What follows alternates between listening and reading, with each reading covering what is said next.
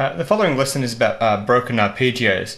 An arpeggio, for those of you who don't know, is basically the notes of a chord played one note at a time. For example, in the case of, say, G major, the notes to make up a G major chord are a G, a B, and a D. And so thus what I've just played is an arpeggio where you're going G one note at a time, B one note at a time, and D one note at a time, which is often used in walking bass lines in jazz, rockabilly, even rock music and everything from punk to blues and everything else uses these types of bass lines.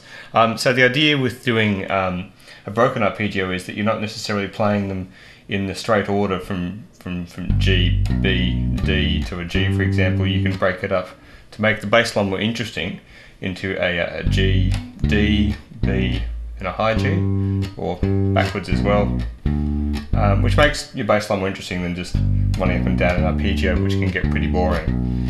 So the idea of this exercise is basically we'll play. I'll end up playing through the six major chords that you'll end up playing in most music, which are basically the G major.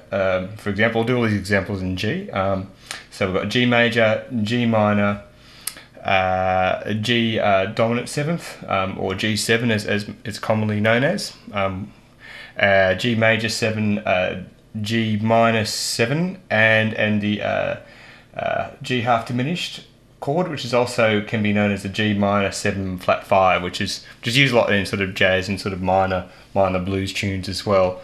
So there's sort of the main chords you probably come across as a bass player playing sort of most music. So basically I'm doing all the examples in G, so you can then learn. The idea is to learn the patterns that these that I'm going to play in these examples, which you can see on my website. And once you get these patterns down, you can simply shift them up and down to whatever key you want to do. So all of these examples will be, say, in G, but then you can also shift it up a couple of frets and you're playing in A, for example, which is the beauty of playing bass guitar and guitar in general. Once you get a pattern down, you can just shift it up and down to change keys, which makes life pretty simple, which is not so easy on a piano or a saxophone or something else. So here we go with the first one, which is G major.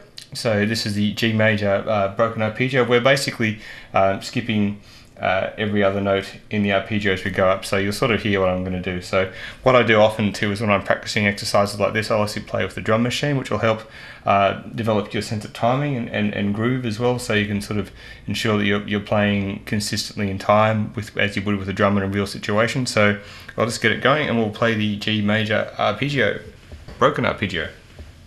Okay, here we go with the G major broken arpeggio.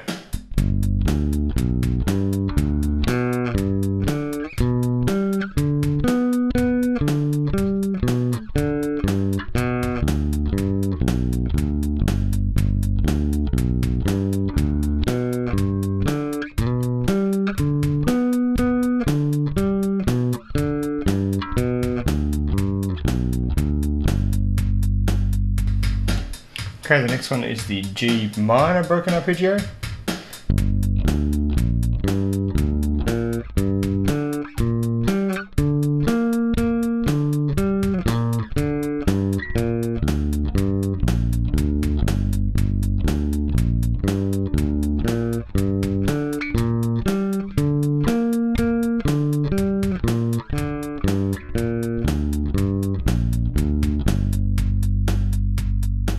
Okay, the next one is the G dominant 7th broken arpeggio, which is basically your G major chord with the F natural and it making it the G7 or the G dominant 7th chord.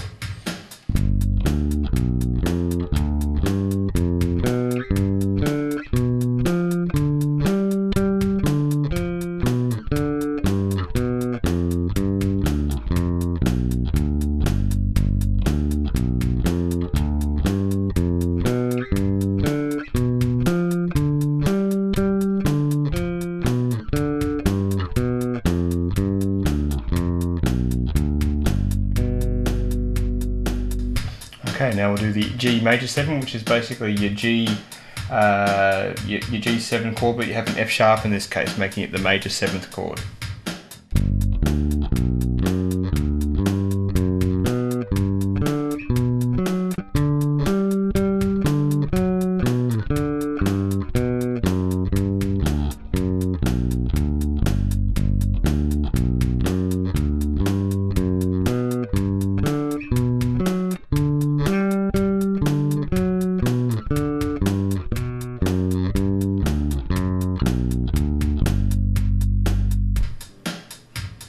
following that we have the G minor 7th chord.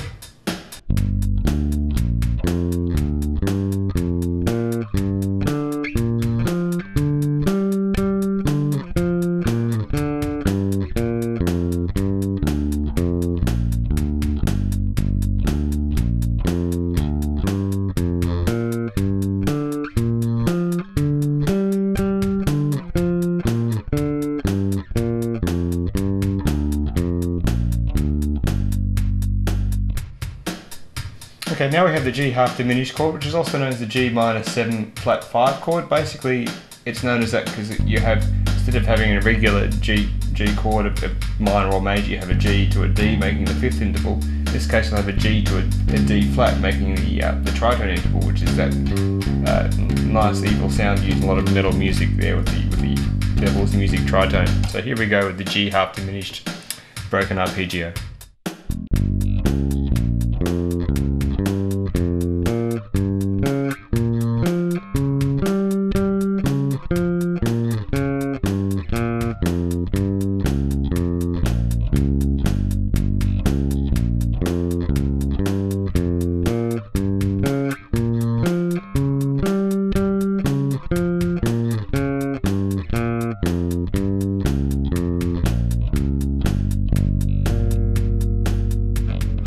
So there you go. So there were the basically the six major sort of broken arpeggios. So we had the major, the minor, dominant 7th, minor 7th, major 7th, and the G half diminished chord. So there you go. Happy practicing, and hopefully make your bass lines more interesting and fun.